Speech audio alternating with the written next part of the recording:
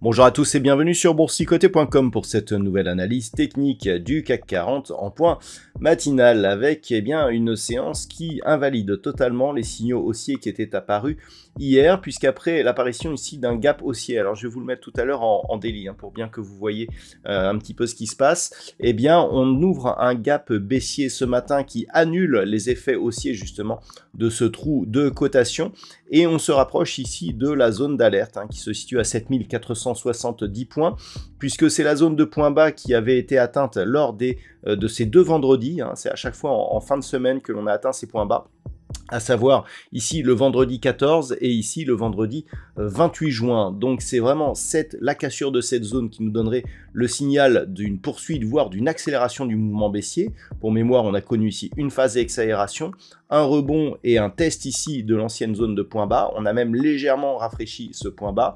On tente un rebond mais qui est inférieur au rebond précédent, 7722 points. Et ensuite, on se rapproche ici de la zone. Donc clairement, c'est un mouvement ici de tests multiples de cette zone de support qui pourrait aboutir à une rupture de celle-ci et donc un signal de poursuite du mouvement. Au niveau des indicateurs techniques, c'est assez mitigé. On a des histogrammes du MACD qui étaient haussiers hier, qui sont en train de se retourner à la baisse. Un RSI qui est neutre. Au niveau des volumes, on a des volumes assez conséquents, enfin dans la moyenne ce matin.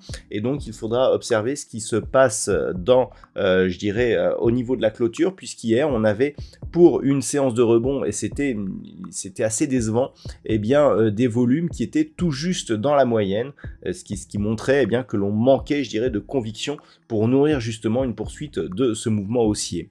Au niveau du palmarès des valeurs, le CAC 40 limite la casse grâce à ces grosses pondérations, puisqu'au niveau des plus fortes hausses, nous n'avons que 6 valeurs dans le vert. Ce matin, au moment où je vous parle, le CAC 40 perd presque 0,7%.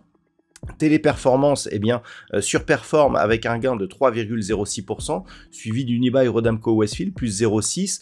On trouve Total Energy, Renault, Engie et Orange dans les plus fortes hausses. LVMH n'est pas loin, il vient de passer dans le rouge, mais rien qu'avec Total Energy et LVMH, on a deux valeurs qui surperforment, et donc ce sont des grosses pondérations qui surperforment donc le reste de l'indice. Au niveau des plus fortes baisses, on trouve Eurofins Scientifique qui perd 3,6%, Michelin moins 3,3%, derrière Stellantis, L'Oréal ou Saint-Gobain sont sur des baisses légèrement plus faibles. Les grosses pondérations, on n'en trouve pas beaucoup dans, la queue de classement. Sanofi est par exemple au milieu avec une perte actuelle de 0,65%, donc dans la moyenne de l'ensemble de l'indice. Donc, par rapport à cette configuration, alors, ce qu'il faut observer, si les cours reviennent ici, et il semblerait, vu les mouvements que l'on a, que ça puisse être possible, la zone des 7470 points. Comme je vous l'ai indiqué, on a ici une impulsion baissière, suivie d'un rebond ici qui vient chercher une zone qui ne remet absolument pas en cause l'ensemble de la dynamique. On revient rapidement ici, le rebond suivant s'inscrit avec une amplitude inférieure au rebond précédent. On revient encore une fois sur cette zone de support. Si on casse, en général, on casse rarement au premier test, mais souvent au deuxième. Si on casse là, les objectifs sont assez bas, puisqu'il faudrait compter sur un retour ici sur une zone intermédiaire à 7380 points, voire 7310 points. On a même un point bas ici proche des 7280. Ce serait le prochain objectif en cas de rupture de cette zone des 7470 points. Pourquoi on a l'impression que l'on invalide ici une possible reprise haussière? C'est que hier je vous avais indiqué qu'on avait une possibilité ici par rapport à ce rebond et par rapport à ce deuxième point bas qui était similaire au précédent, si on remontait ici au-delà de cette zone des 7722 points, on avait un double bottom qui pouvait valider un retour possible ici sur cette zone des 8040 points.